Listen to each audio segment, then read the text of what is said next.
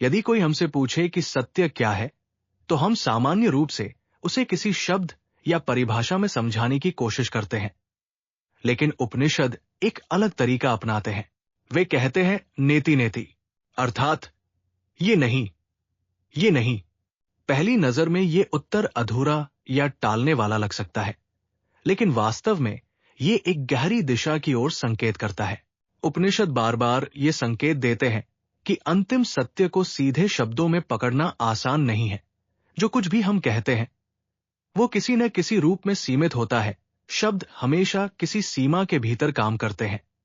इसी कारण जब ब्रह्मा या आत्मा की बात आती है तो उपनिषद सीधे परिभाषा देने के बजाय नकार का उपयोग करते हैं। ब्रह्मा को समझने की कठिनाई को केन उपनिषद भी इसी तरह संकेत करता है कि जो सोचता है कि वो जान गया, शायद वो अभी पूरी तरह नहीं समझ पाया। नेति नेति का अर्थ केवल इनकार करना नहीं है, ये एक प्रक्रिया है। हम जो भी अपने बारे में मानते हैं, शरीर, विचार, भावनाएं, उन्हें एक एक करके देखते हैं और फिर पूछते हैं, क्या ये वास्तव में मैं हूं? धीरे धीरे ये समझ बनती है कि जो भी बदलता है वो स्थायी नहीं हो सकता, और यहीं से खोज आगे बढ़ती है। जब हम कहते हैं ये नहीं, तो हम किसी चीज को नकार रहे होते हैं, लेकिन साथ ही हम उसकी सीमा को भी पहचान रहे होते हैं। ये तरीका हमें उस चीज से दूर ले जाता है जो सीमित है, और धीरे धीरे उस दिशा में ले जाता है जो शायद सीमित नहीं है। नेति नेति का उद्देश्य केवल बौद्धिक समझ नहीं है, ये हमें अनुभव की ओर ले जाने की कोशिश करता है। जब हम लगातार ये देखते हैं कि क्या मैं नहीं हूं, तो एक बिंदु पर यह प्रश्न बचता है कि फिर मैं क्या हूं?